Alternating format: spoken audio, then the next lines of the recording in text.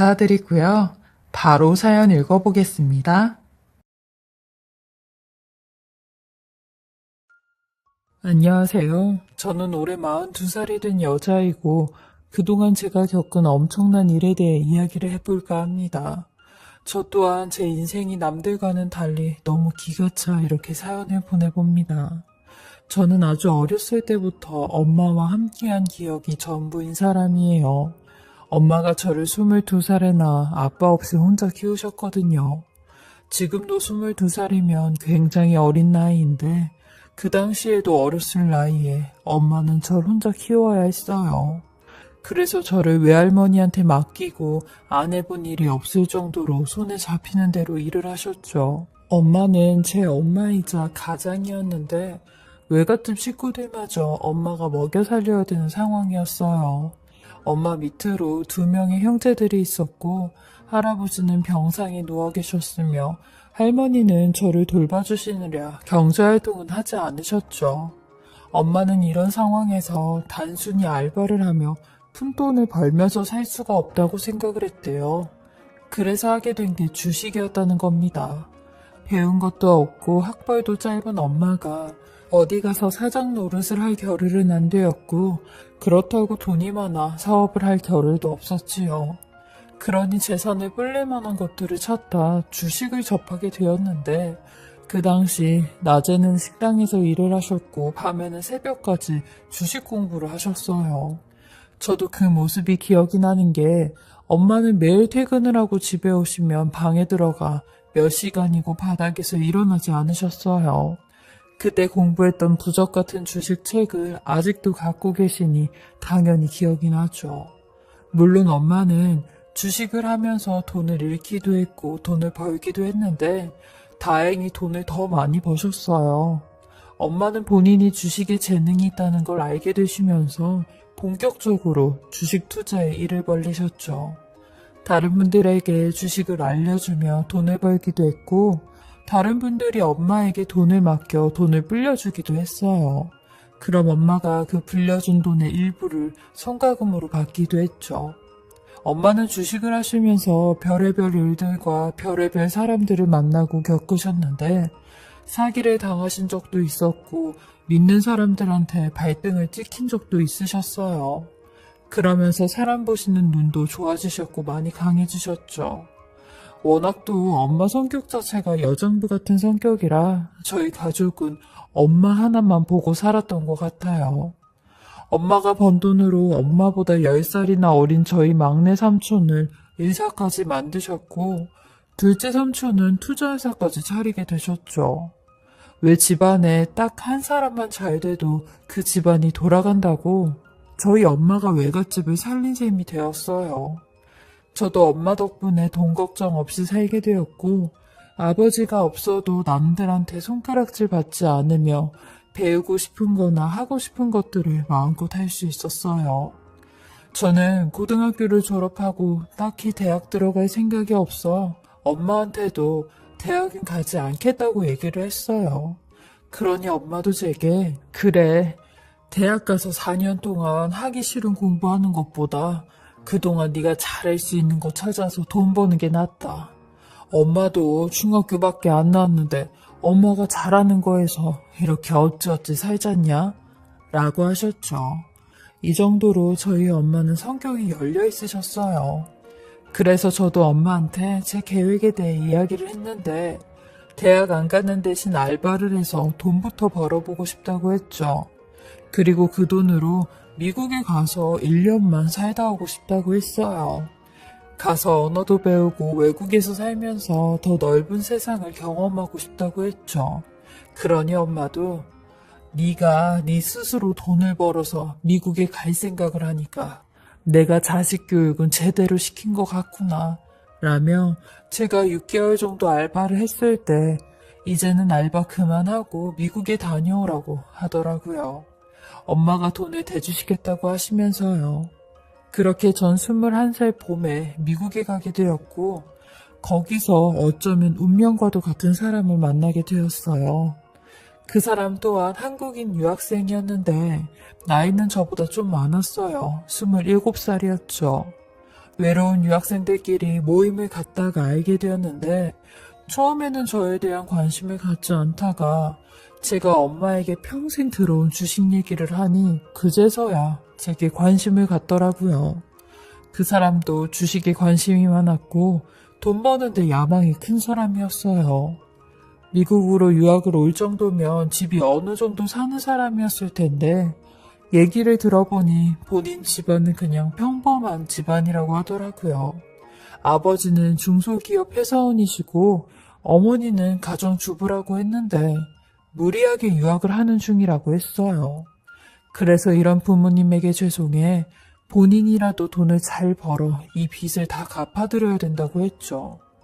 아무튼 제 기억 속에 이 오빠는 정말 열심히 사는 사람이었어요. 그리고 제가 1년간의 유학 생활이 끝날 때쯤 이 오빠가 먼저 그러더라고요. 언젠간 한국에서 다시 만나게 된다면 그때는 너랑 진지하게 만나보고 싶다면서요. 그리고 운명처럼 제가 30살이 되었을 때 그 오빠를 다시 만나게 되었어요. 만나게 된 건 일로 만나게 되었는데 사업상 통역을 해줄 사람이 필요해 영어학원 강사를 하고 있는 제 친구한테 얘기를 했어요. 그러니 그 친구가 같이 일하는 강사 중에 본인보다 통역을 더 잘하는 강사가 있다며 소개를 시켜준다고 했어요. 그리고 자리에 나가게 되었는데 세상에 그 오빠가 나온 거죠. 그때 저희는 서로를 보고 알았어요. 인연은 인연이라는 걸요. 너무 신기해 서로 얼굴을 보자마자 빵 터진 기억이 나네요. 저보다 6살이나 많았던 그 오빠는 그때까지 결혼도 하지 않았고 여자친구도 없었어요. 당시 저도 남자친구가 없었기에 편하게 오빠랑 만나면서 밥도 먹고 영화도 보고 가끔 술도 한 잔씩 했네요. 그러니 자연스레 가까워졌고 오빠의 고백에 사귀게 되었습니다. 오빠는 서로 나이가 있으니 진지하게 만남을 가져보자고 했고 만난 지 1년 반 만에 결혼 얘기를 꺼냈어요. 저는 오빠의 프로포즈를 승낙했고 어른들께 인사를 드리러 갔죠. 먼저 저희 엄마를 보게 되었는데 대충 엄마는 저한테 얘기만 들었지 오빠의 얼굴은 처음 보는 거였어요. 근데 저희 엄마는 오빠와 만남을 가진 뒤 오빠가 별로라고 하시는데 솔직히 엄마의 이런 반응이 좀 당황스러웠어요. 매번 저희 엄마는 제게 노우라는 말을 하신 적이 없으셨는데 이때 처음으로 안 된다고 하시더라고요. 다른 것도 아니고 제가 사랑하는 사람에 대해 반대를 하시니 저 또한 처음으로 엄마와 부딪히게 되었어요. 안 된다는 엄마에게 어떻게든 마음의 생채기를 내가며 엄마의 속을 뒤집어 놓았죠. 그때만 생각하면 32살이나 먹은 저도 나이값을 아예 못한 거였어요. 그렇게 전 엄마의 극심한 반대에도 결혼을 진행하였고 제 남편이 된 오빠는 이런 엄마의 눈치를 정말 많이 보면서 살았습니다.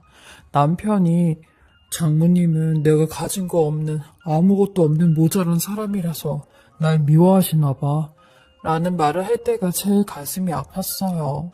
전 이런 남편의 길을 살려주려고 일부러 친정도 가지 않고 엄마와 단절을 하면서 살았습니다. 하지만 아무리 미운 엄마라지만 항상 제 마음속엔 엄마가 너무 그리웠어요. 그리고 혼자 계시는 모습을 떠오르며 너무 죄송했죠. 그러던 몇 년 후 제 핸드폰으로 전화가 한 통 왔는데 엄마가 교통사고가 났다고 하는 겁니다. 지금 의식이 없는 상태로 들어오셨다는데 저와 남편은 너무 놀라 버선발로 엄마가 계신 병원에 달려갔어요. 장장 6시간이 넘는 대수술 끝에도 엄마는 의식을 회복하지 못하고 식물인간 상태에 놓이게 되었어요. 의사 선생님 또한 엄마가 깨어나기 어려울 것 같다고 하는데 그렇게 하루, 이틀, 한 달이 지나도 엄마가 의식을 찾지 못한 상태로 시간이 계속 흐르니 너무 겁이 났어요. 남편은 저를 위로해주며 일어나실 거라고 포기하지 말라고 했는데 병원에선 그게 아니었죠. 비록 엄마는 의식이 없는 상태로 2년째 누워 계셨지만 전 희망의 끈을 놓지 않고 매일 엄마 옆에서 일어날 수 있다고 얘기를 해드렸어요. 그리고 의사인 막내 외삼촌의 도움으로 집에서 엄마를 좀 더 편안하게 모실 수 있었어요. 외삼촌과 엄마가 사는 곳이 같은 동네였기에 무슨 일이 생기면 24시간 상주하는 간병인이 삼촌에게 전화를 해 엄마의 상태에 대해 이야기를 하곤 했죠. 저 또한 시도 때도 없이 엄마네 집으로 가서 엄마를 볼 수 있으니 그게 더 좋았어요. 저도 하는 일이 있었기에 엄마 옆에서 간호만 할 수 없었는데 저를 대신해 조금 더 시간이 많은 남편이 엄마를 많이 보살펴드렸어요. 그건 제가 인정을 했죠. 엄마 간병을 해주시는 분이 일주일에 한 번씩 쉬시는데 그때는 무조건 남편이 저를 대신해 엄마를 간호해드렸어요. 남편은 엄마에게 대우도 못 받아 엄마를 싫어할 만 했었는데 엄마에게 하는 걸 보면 정말 극진했고 그 마음이 누구보다 진심이었죠. 이런 극진한 남편을 보살핌과 저의 가족들의 간절한 기도 때문이었을까요? 2년 만에 엄마가 눈을 뜨시긴 했는데 말 그대로 눈만 뜨셨고 다른 의식은 전혀 돌아오지 않으셨어요. 그래도 엄마를 보면 제 얘기를 듣고만 있는 것 같아 항상 귀에 대고 엄마에게 일어나실 수 있다는 말을 해드렸어요. 그리고 엄마가 3년째 의식이 없던 날 외삼촌의 다급한 전화를 받게 되었어요. 지금 당장 엄마네 집에 오라는데 저 혼자만 집으로 오라는 전화였어요. 저는 왜 그러냐고 엄마한테 무슨 일이 있냐고 벌벌 떠는 심정으로 말을 했는데 외삼촌은 와보면 안다며 계속 네 남편한텐 절대 말하지 말고 혼자만 와야 된다고 하셨어요. 저는 그런 외삼촌 말대로 남편 모르게 혼자 엄마네 집으로 갔고 집에 가니 정말 놀랄만한 엄마를 보고야 말았어요. 엄마가 의식이 돌아와 침대에 기대어 누워 계시는 겁니다. 그리고 손가락을 움직이시며 저를 부르시는데 전 너무 놀라서 삼촌에게 엄마가 깨어나신 거냐고, 이 모습이 일시적인 모습이 아닌 정말 깨어나신 거냐고 물었어요. 그러니 삼촌은 제 앞에서 울먹이시며 맞다고 하시는 겁니다. 저는 엄마에게 다가가 엄마를 안아드렸어요. 행여나 꽉 안으면 엄마가 부서지기라도 할까 정말 살살 안아드리고 손을 잡았죠. 그리고는 삼촌을 향해 남편 얘기를 꺼냈어요. 이렇게 좋은 소식이 있는데 왜 저 혼자만 오라고 했냐고. 누구보다 남편이 제일 좋아할 텐데 얼른 남편을 부르자고 했죠. 그러니 그 소리에 엄마가 약간의 경련을 일으키시며 몸을 파르르 떠셨어요. 엄마는 입을 뻥긋뻥긋거리며 제 손을 세게 잡으시는데 저는 너무 놀라 삼촌을 쳐다봤어요. 그리고 삼촌은 절대로 남편을 부르지 말라는 당부를 연신하셨는데 제가 왜 그러시냐고, 아까부터 왜 남편한테 이 사실을 말하지 말라고 하시냐고 하니 삼촌이 아주 힘겹게 얘기를 꺼내시기 시작하는 겁니다. 사실 엄마가 깨어난 건 오늘이 아니라 3일 전이었다는 겁니다. 그리고 삼촌은 엄마가 깨어난과 동시에 엄마가 무언가 말을 하고 싶다는 걸 알게 되었고 눈을 깜빡이며 대화를 시도해 장장 3일에 걸쳐 엄마의 사고 이유에 대해 알게 되었다는 겁니다. 그리고 그 외에 다른 충격적인 사실도 같이 알게 되었다는데 삼촌을 통해 듣게 된 이야기는 충격적인과 동시에 너무나도 믿기 힘든 말이었어요. 왜냐면 엄마가 의식이 돌아온과 동시에 천사 같던 남편놈의 실체가 전부 다 드러나는 순간이었거든요. 엄마가 이렇게 큰 교통사고가 난 이유는 바로 남편 때문이었어요. 남편의 불륜 현장을 잡게 된 엄마가 불륜을 하고 도망가던 남편놈의 뒤를 뒤쫓다가 이런 사고가 났다는 거였죠. 삼촌은 한 가지 실마리가 풀리니 다른 사실들도 알게 되었다는데 남편놈이 혼자서 엄마 병간호를 할 때도 그 여자를 집까지 데리고 오고 그 여자와 지속적으로 연락을 한다는 것까지 알게 되었대요. 유도 질문을 하며 계속 대화를 이어나갔다고 하더라고요. 저는 엄마에게 이 모든 게 사실이냐고, 사실이면 눈을 깜빡여달라고 하니 엄마는 눈을 한 번만 깜빡이는 게 아니라 파르르 떠시며 몇 번이고 눈을 깜빡이시더라고요.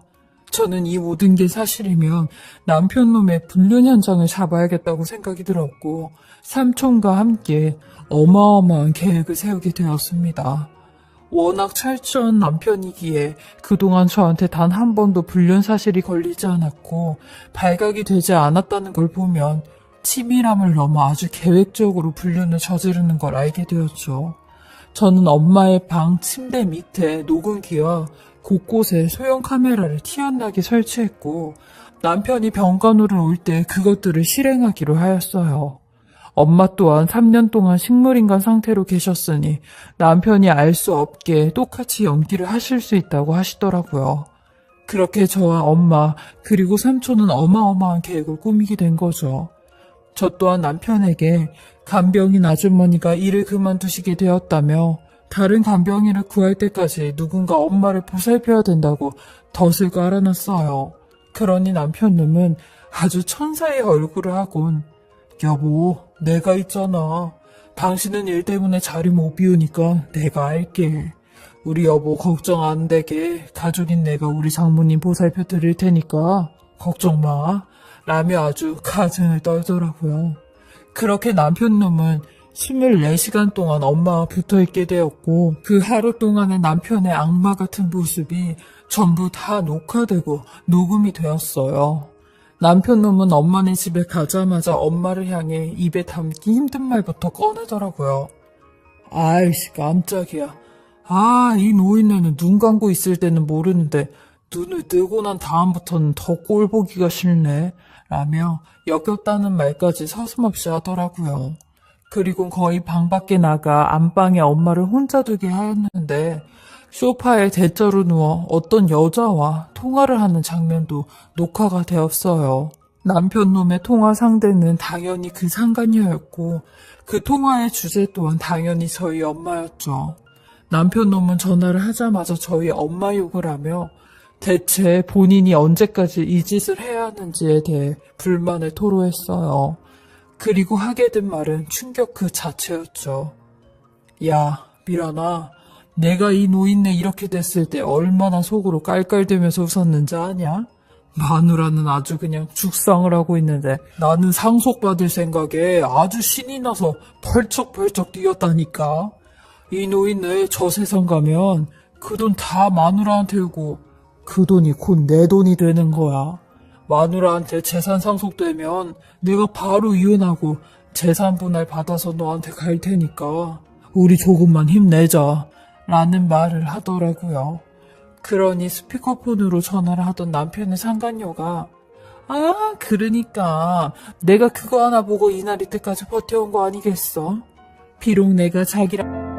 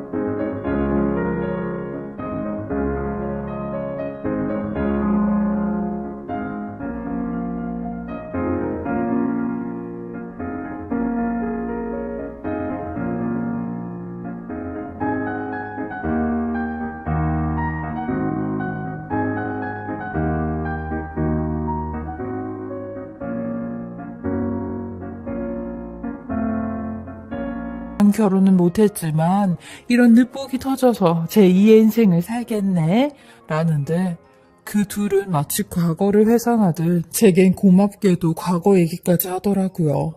그 상간녀는 저와 결혼하기 3년 전부터 만났던 사람이었고 서로 가난한 형편에 어쩔 수 없이 더 나은 사람들을 만나 결혼을 했는데 만남은 계속 이어서 나갔더라고요.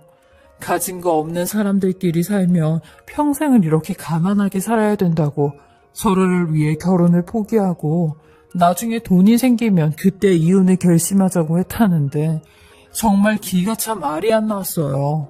본인은 저를 그냥 돈의 수단, 물주, 그 이상 그 이하도 아니라고 하며 단 한 번도 사랑하는 마음으로 산 적이 없다고 하는데 제가 여자 같지도 않고 그냥 자판기로 보인다고 하는 겁니다. 누르면 돈이 나오는 그런 존재라고요. 그래서 아이 갖는 것도 극도로 싫어 딩크족인 것처럼 살았다는데 야, 내가 걔랑같이 애를 낳으면 얼마나 그 애가 꼴 보기가 싫겠냐. 그리고 발목 잡혀서 이혼해서도 양육비 줘야 되는데 내가 미쳤냐? 걔랑 낳은 애를 양육비까지 주게? 라고 하더라고요. 근데 제가 제일 화가 났던 건 엄마를 대하는 쓰레기보다 더 쓰레기 같은 태도였습니다. 몇 시간 동안이나 거실에서 그 여자와 통화를 하고 한참 뒤에 안방으로 들어와 누워있는 엄마를 향해 갖은 패악을 떠는데 그동안에 말도 못하고 움직일 수 없는 엄마가 얼마나 힘들었을까 하는 장면들을 보게 되었어요. 엄마를 손으로 툭툭 치는 건 물론이고 엄마를 향해 욕을 하는 건 시도 때도 없었어요. 그리고 엄마의 다리나 팔을 세게 끌어당겨 들었다 놨다 막 치는 행동까지. 엄마는 남편의 그런 행동에도 꾹 참으며 연기를 하시더라고요. 어떻게든 저를 살리려고 하는 엄마의 모습 같았어요. 정말 억장이 무너지는 순간이었죠. 3년 전이나 지금이나 엄마는 오로지 저 하나만 보고 남편놈, 아니 그 쓰레기 같은 인간의 실체를 밝히려고 발버둥을 치시고 있으셨던 거죠. 그리고 아파서도 저런 대우를 받고 있었던 엄마에게 너무 미안해 눈물밖에 나지 않았어요. 저는 이 모든 걸 증거로 남편놈에게 소송을 진행하기로 마음을 먹었습니다. 저희 삼촌 또한 이 모든 걸 보시고 생전 화를 내지 않았던 모습까지 보이시며 이놈 가만히 안 둘 거라고 하시는데 이거야말로 정말 빼도 박도 못하는 증거라고 당장 이혼과 함께 형사소송도 진행을 하라고 하셨어요. 그리고 저도 남편놈 앞에 이 모든 증거와 이혼 서류를 냅다 집어던지며 너도 똑같이 당해보라고 엄마한테 했던 행동들을 했습니다. 그러니 아무것도 모르고 당하던 남편놈의 얼굴이 그 증거를 보고 새하얗게 변하기 시작했고 그제서야 제 앞에 무릎을 꿇으며 대성통곡을 하기 시작하는데 전 그런 남편놈을 향해 너 같은 인간은 지옥에 떨어지고 지옥불에 떨어져도 이 죄값들 다 못 치러. 어떻게 우리 엄마한테 이럴 수가 있어? 너한테 돈이 이 세상 전부냐? 돈만 있다면 내 엄마가 아닌 네 엄마도 이렇게 할 수 있어, 이 악마 같은 놈아. 평생 지옥에서 썩어도 편치 않을 놈아. 라며 발악을 했네요. 내가 어떻게 해서든 너 콩밥 먹일 거라고 난리를 쳤어요. 그리고 유능한 변호사를 고용해 증거물을 전부 전달했고 이혼소송을 하였습니다.